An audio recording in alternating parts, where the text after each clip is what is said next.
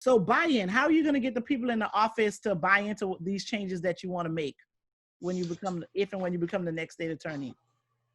Well, we're not going to get everybody to buy in, and I think there is going to be a bit of cleaning house that's going to need to be done, not in a malicious way, but just in a, folks that have been there for years and years who have one type of philosophy are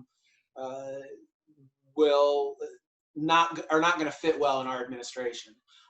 There are a ton of really, really good prosecutors there who want to do the right thing, who I think are really excited about this type of prosecutor's office. And then we've got to do a really, really good job of recruiting, of national recruiting, of bringing young law graduates who envision themselves as civil rights lawyers and bring them to the office to do civil rights work.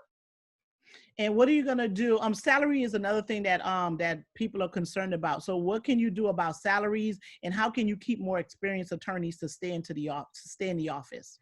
Yeah. So the budget that was passed yesterday actually included a pretty significant salary bump for state employees, which is a good thing. I think it's a misnomer or the idea that folks have left the prosecutor's office because of money. I just don't think is true. I think it's true in a very few. I think it's true in a very few cases. Mm-hmm. But if we give folks who are passionate about this type of work a real purpose and excitement to do it, they're going to stay. We can lobby the legislature, get as much money as we possibly can. We're never going to be able to compete with private practice. We just never will. And so we have to provide.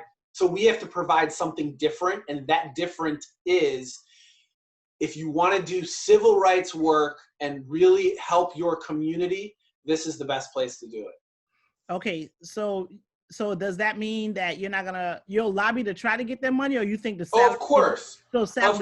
We will aggressively lobby to try to bring in more salary in order to keep more experienced folks. But like I said, no matter how much we get, we're never going to be able to compete with a private practice. We've got to offer something better and something different. Another incentive. So, it could be just, work-life balance, the culture of the office or something like that. They're happy about going to work every day and the good work that they do. All right. So actually, the number one, in study after study of workers, the number one thing that they say that keeps them happy is not salary. Mm-hmm. It's purpose. It's folks that feel like they are living their purpose within their employment. And I think that's something that we can offer that hasn't been offered before.